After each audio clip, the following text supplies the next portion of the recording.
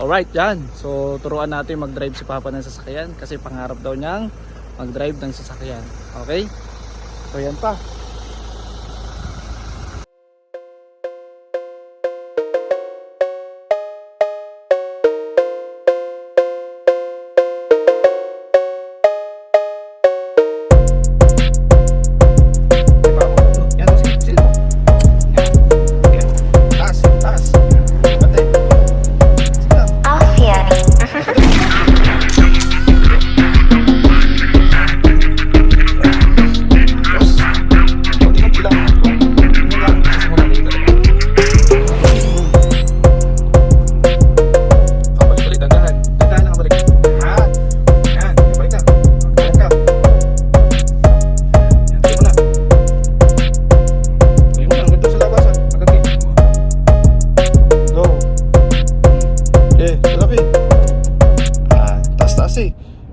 Yung handbrake.